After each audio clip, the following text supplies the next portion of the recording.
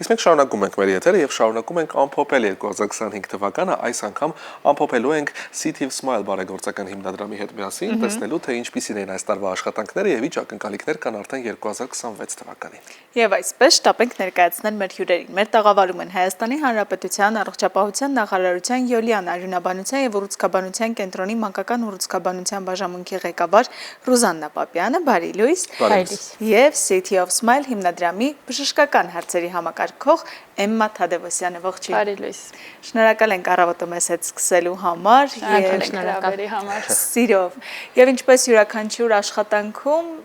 եւ յուրաքանչյուր մարդ էլ աշխատանքում եւս տարին փորձում ենք ամփոփել, հասկանալ ինչ ձեռքբերումներ ունեցանք, ինչ հասցրեցինք, ինչ բաց թողումներ եղան, որպեսզի հաջորդ տարի արդեն նպատակներում դրանք եւս սահմանենք։ Ինչպիսին էր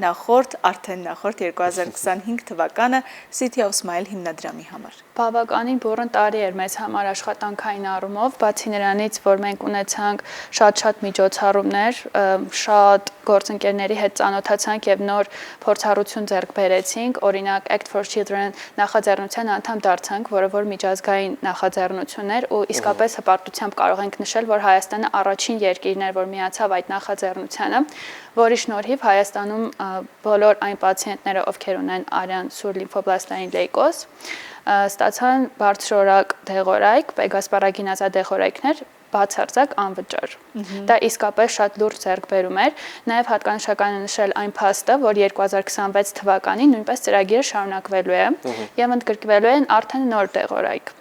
ինչը շատ իսկապես հպարտացնող առիթ է մեզ համար։ Հիանալի է։ Մենք եթերում հաճախ ենք Յոլիան կենտրոնից մասնագետներ հյուրընկալում, տարվա ընթացքում խոսում ենք բոլոր այն ձեռքբերումների մասին, որոնք կենտրոնը գրանցում է բոլոր այն երեխաներին, որոնք հասցնում են բուժվել, օգտվել այս ծրագրերից եւ այդ հնարավորությունը նրանց տրվում է, բայց կարծում եմ սա հրաշալի հնարավորություն է եւս մեկ անգամ այսպես տարին ամփոփել եւ ասել արդեն այսօր նաեւ այս տարվա ընթացքում առհասարակ ինչպիսի բուժման ցուցանիշներ ունենք։ Տարվա ընթացքում պետք է նշեմ, որ եթե 90-ական թվականներին ապրելիությունը բավականին ցածր էր եւ 90-ական թվականներին նորագույն պրոտոկոլների ներդրման արդյունքում հնարավոր եղավ ապրելիությունը հասնել մինչեւ 60%, ապա ներկայումս դա այդ թիվը հասնում է 75%-ի, հնգամյա ապրելիության մասին է խոսքը եւ ամբողջապես առողջացման մասին է խոսքը,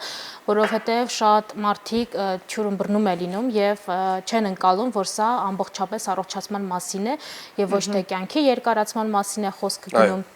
Սա թերևս ամենահաճախ տրվող հարցերից է հենց ծնողների կողմից։ Այս տարի իհարկե դեռևս 2 օր ունենք, բայց մոտ 100-ից ավել դեպք ենք ունեցել, առաջնակի դեպքերի մասին է խոսքը գնում։ Անցած տարի գրեթե համանման է անցած տարվա մեր դեպքերի քանակին, բայց եթե ետ նայենք մոտ 10 տարի առաջ, այդ թիվը եղել է 40-50, բայց սա չի նշանակում, որ մանկական քաղցկեղի դեպքերն են շատանում, սա նշանակում է, որ իրազեկվածությունն է ավելի շատացել, դիմում են բժշկի, չեն հրաժարվում բուժումից որևիցե պատճառով, այսինքն նախկինում լինում էր, որ ֆինանսական պատճառներով, ֆինանսի բացակայության պատճառով հրաժարվում էին բուժումից, ներկայումս պետք է նշեմ մեծ ուրախությամբ, որ նման խնդրի առջև մենք այլևս կանգնած չենք, հիմնադրամի հենց միջոցով որոշ մասը պետության աջակցությամբ Հիանալի է։ Նշեցիք, որ ոչ թե քաղցկեղն է ավելանում, այլ պարզապես ավելացել է նաև մարդկանց տեղեկացվածության աստիճանը, ինչ արշավներ գուցե իրականացվել են հենց այս տարի 2025 թվականին, որպեսզի մարդիկ ել ավելի շատ իմանան այսպիսի հնարավորության մասին եւ ավելի առողջ լինեն։ Մի շարք ուղղություններով, իհարկե նման հարցազրույցները նույնպես շատ մեծ դեր ունեն եւ որքան շատ ենք խոսում, այդքան մարդիկ ավելի իրազեկված են լինում։ Բացի այդ, նաեւ մեր մյուս նպատակներից է բժիշկներին նույնպես առաջնային օղակի բժիշկներին, մանկաբույժներին ավելի շատ իրազեկելը եւ ունենք ռոտացիոն ծրագիր եւ մանկաբույժներն են այցելում հենց Յոլիան արյունաբանության եւ ուռուցքաբանության կենտրոն, հենց մեր որը նաեւ ամբիոնն է հենց հանդիսանում մանկական ուռուցքաբանության եւ արյունաբանության ամբիոնը հենց գտնվում է մեր հիվանդանոցում եւ նման աշխատանքները ուսանողների կրթումը այս ամենը իհարկե շատ մեծ դեր ունի, որտեղ մենք խոսում ենք հենց կարմիր դրոշակներից, այսինքն որ ախտանիշների դեպքում պետք է դիմեն բժշկին եւ որ ախտանիշների դեպքում բժիշկը, մանկաբույժը կամ առաջնային օղակի բժիշկը պետք է դիմի մանկական ուռուցքաբանի եւ արյունաբանի։ Ու նաև շատ կարևոր է երևի թե որ վստահությունը եւս թե մասնագետների, թե բուժման միջոցների հանդեպ իհարկե այլ ավելի է ավելանում, գրագիտությունն է ավելանում այս առումով եւ սա շատ կարևոր է, ուրախ ենք որ նաև մենք մեր եթերի միջոցով այս հարցազրույցների միջոցով նպաստում ենք այս ամենին։ Էմա, հետաքրքիր է նաև խոսենք City Smile բարեգործական հիմնադրամի մասին, վստահ եմ իհարկե շատերը մեր հեռուստադիտողներից տեղյակ են ինչով է զբաղվում հիմնադրամը այս տարիների ընթացքում, բայց պատմենք նրանց մի փոքր ավելի մանրամասն հիշեցնենք թե որն է հիմնադրամի առաքելությունը ու ինչպես են նաև գոյանում ֆինանսական միջոցները հիմնադրամի։ Հիմնադրամը աջակցում է 0-ից 25 տարեկան այն անձանց, ում մոտ ախտորոշվել է քաղցկեղ, ամբողջովին ֆինանսավորելով նրանց բուժումը Հայաստանի Հանրապետությունում։ Այսինքն դիագնոզման պահից մինչև վերջ մենք կանգնած ենք տվյալ անձի կողքին եւ ֆինանսավորում ենք իր բուժումը ամբողջությամբ։ Այս տարի մեր շահառուների թիվը, որոնք որ դիմել են, մինչև 25 տարեկան պացիենտների մասին է խոսքը, 137-ն էին, ինչը քիչ թե շատ հավասար է նախորդ տարիների մեր ցուցանիշներին։ Ալիքաձև է իհարկե այդ թիվը, հնարավոր է 1 տարի ավելի քիչ լինի, 1 տարի ավելի շատ, բայց կարծես թե այս երկրորդ տարին է, ինչ թիվը գրեթե մոտ է նույնին։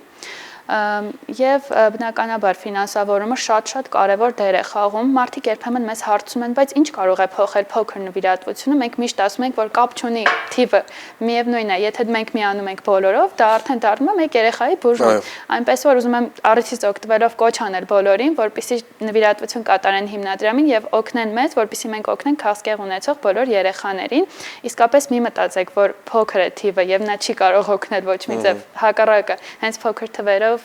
կարողանում ենք մենք աջակցել բոլոր երեխաներին եւ նվիրատվությունները հենց այդպես են գոյանում են հիմնադրամում հասարակ մարդկանց ընկերությունների միջոցով շատ կարեւոր են նաեւ միջոցառումները, իրազեկման տարբեր աշխատանքները, ամեն ինչը իսկապես շատ կարեւոր է, որովհետեւ ցանկացած քայլ միտված է օգնելու երեխաներին։ Փոքր թվերով մեծ երազանքներ են իրականություն դառնում, իսկ այս դեպքում երազանքները անգամ մեկ բուժառուի իսկապես շատ կարեւոր է, որովհետեւ ոչ թե խոսում ենք սովորական մի հիվանդության, այլ ամբողջ կյանքի համար, մեկ կյանքի մասին, որը կարող ենք փրկել միահամուռ ուժերով։ Քաղցկեղը շարունակում է ցավոք դեռ մնալ դարի մարտահրավերը, բայց մենք պետք է ամեն ինչ անենք, որպեսզի հնարավորինս շուտ կարողանանք հաղթահարել այս ամեն ինչը։ Եվ պետք է նաև խոսենք այն պայմաններից, որոնք ստեղծվում են երեխաների համար, որոնք երբեմն նրանց կտրում են այն իրականությունից, որ նրանք գտնվում են հիվանդանոցում, բուժառուի կարգավիճակում, ինչպիսին է մթնոլորտը երեխաների համար։ Կարծրատիպերը շատ են, երբ առաջին, այսպես ասած, հանդիպումը լինում է ծնողների հետ, բոլոր ծնողները միանշանակ այդ նույն կարծրատիպերը ունեն, մասնավորապես նրանց թվում է, որ բաժանմունքը բավականին գորշ է, բավական լարված մթնոլորտ է,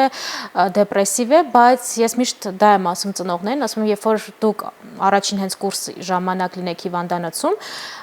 բավական է ընդամենը 1 օրը, որ դուք ձեր կարծիքը փոխեք։ Սովորաբար իրենք չեն հավատում կամ ես հասկանում եմ դա իրենց աչքերից, բայց երբ իրանք որ ժամանակ մնում են հիվանդանոցում, արդեն լրիվ կարծիքը փոխվում է, որտեղ մենք ունենք շատ լավ հոգեսոցիալ թիմ, շատ մեծ թիմ ունենք մենք, որը օգնում է երեխաներին ամեն հարցով եւ ուսուցումն է կազմակերպվում նաեւ հիվանդանոցում եւ խաղասենյակը մեր սիրելի վայրը թերևս բոլոր երեխաների, դեռահասների եւս, որտեղ PlayStation կա, այնտեղից մենք գիտենք դեռահասներ որքան են դա սիրում, այո։ Ունենք նաեւ Robin ռոբոտը, որը նույնպես այն երեխաները, որոնք ինչ-ինչ պատճառներով, բժշկական ցուցումներով չեն կարող դուրս գալ հիվանդասենյակից, երբ որ իմունիտետը լավ ընկճված է լինում, այդ դեպքում նա է նրանց այցելում եւ շատ տարբեր հանգամանքներ կան, որը երեխաների կյանքը եւ մնալը հիվանդանոցում դարձնում է ավելի թեթև, այսպես ասած։ Մենք առասարակ մենք չենք կարծում շատերը խոսում են այս օրերում մասին, որ իհարկե քաղցկեղ այո դարի մարտահրավերներից է եւ կարծես թե շատացել են դեպքերը քաղցկեղի, բայց իրականում երբ խոսում ես մասնագետների հետ, հասկանում ես, որ ոչ թե դեպքերն են շատացել, այլ առասարակ այն տեխնոլոգիաները, ախտորոշման միջոցները, որոնք այսօր առկա են, պարզապես օգնում են շատ ավելի լավ ախտորոշել այն խնդիրը, որը կա, եթե նախկինում գուցե բժիշկները չկարողանային պարզել, թե ինչն է խնդիրը եւ դա լիներ քաղցկեղ, այսօր այդ ամենը հնարավոր է շատ ավելի վաղ շրջանում հայտնաբերել եւ բնականաբար նաեւ այդ կանխարգելիչ աշխատանքները կատարել։ Հետաքրքիր է, թե ինչպիսին են այսօր բուժման միջոցները քաղցկեղի մեզ մոտ Հայաստանում եւ արդյոք այդ միջոցները եւ պրոտոկոլները դրանք համապատասխանում են միջազգային ստանդարտներին։ Դեպքերի քանակի ավելացման հետ կապված նաև նշեմ, որ շատ մեր հայրենակիցներ վերադառնում են Հայաստան, բուժումը այստեղ ստանալու նպատակով, որտեղ բոլոր հայերի համար անկախ նրանից նրանք Հայաստանում են բնակվում, թե Հայաստանից դուրս, երբ նրանք բուժումը ստանում են մեր կենտրոնում, դա իրենց համար անվճար է։ Այսինքն մենք շատ պացիենտներ ունենք, որ հայեր են, մեր քաղաքացիները, արտերկրից նույնպես պացիենտներ ունենք, ոչ հայ, բայց իրենք դիմում են ու բուժումը ստանում են մեր կենտրոնում։ Ախտորոշման հետ կապված կարելի ասել նորագույն բոլոր մեթոդները Հայաստանում հասանելի է եւ ամբողջ փաթեթը ախտորոշման Հայաստանում իրականացվում է որոշ բացառություններով իհարկե, որը նույնպես հնարավոր է կազմակերպել։ Բուժման հետ կապված նորից պետք է ուրախությամբ նշեմ, որ հիմնադրամի շնորհիվ հնարավոր է նույնիսկ շատ թանկարժեք իմունոթերապևտիկ դեղամիջոցներով ապահովել երեխաներին եւ մի բան էլ որ ես միշտ ծնողներին ասում եմ, այն է, որ մենք հայկական պրոտոկոլներով բուժում չենք իրականացնում, այսինքն ադապտացված մեր ռեսուրսներին, այլ միջազգային ուղեցույցներին համապատասխան բուժում ենք իրականացնում եւ մի բան էլ որ միշտ ծնողներին ասում ենք, այն է, որ իհարկե 100% երաշխիք ոչ մեկ չի կարող տալ ոչ մեկին, որ բուժումը հնարավոր է բարեհաջող ընթանալ, բայց մի բանում 100%-անոց կարող ենք երաշխիք տալ այն է, որ երեխան ստանալու է միջազգային ստանդարտներին համապատասխան բուժում, այսինքն նույն բուժումը, որը երեխան կստանար, եթե գտնվեր որևէ այլ երկրում, Եվրոպայում եւ ԱՄՆ-ում, այո։ Ու կարծում սա հրաշալի հնարավորություն է նաև ասել, որ խոսքը վերաբերում է ոչ միայն երեխաներին, այլև մեծահասակներին, նույնպես մի շարք դեպքերում դեռահասներին ու նաև մեծահասակներին, որովհետև շատ դեպքերում պետությունը նաև անվճար տրամադրում է այն դեղամիջոցը, որը անհրաժեշտ է քաղցկեղի տարատեսակ քաղցկեղների բուժման համար, եւ սա կարծում եմ մեր առողջապահական նաև ոլորտի եւ մասնագետների ամենակարևոր ձեռքբերումներից մեկն է, որ այստեղ մեր երկրում, մեր տանը մեզ մոտ մենք կարող ենք ստանալ այս բուժումը այնպես ինչպես կստանանք ցանկացած այլ առաջատար արտերկրում առաջատար բուժ հիմնարկներում։ Այո, իսկապես սա շատ կարևոր է եւ քանի որ խոսում ենք այդ հնարավորության մասին, կարծում եմ նոր տարին լավագույնն է, որ կարող ենք սկսել մեկ նոր բարի գործ անելով եւ որպես մեր զրույցի ամփոփում, ինչպես կարող են մեր հեռուստադիտողները իրենց փոքրիկ լուման ներդնել այս կարևոր աշխատանքում։ Կարող են այցելել մեր կայքը 3w.cityofsmile.org կայքն է, կարող են նաև SMS նվիրատվությունների միջոցով անել եւ եթե այցելեն կայք, եթե հարմար կլինի, կարող են նվիրատվությունները կատարել նաև բանկային հաշվի միջոցով, որը որ նշված է կայքում։ Մեթոդները շատ պարզ են, կիրառելի, իսկ ձեզնից կպահանջվի ընդամենը մի քանի վայրկյան, որպեսզի կարողանաք մեկ մարդու երազանք, առողջ լինելու երազանք իրականություն դարձնենք համատեղ ջանքերով։ Շնորհակալ ենք անչափ։ Մենք ենք շնորհակալ։ Իսկ մենք շարժվենք առաջ հեռուստադիտողներ ու վերադառնանք։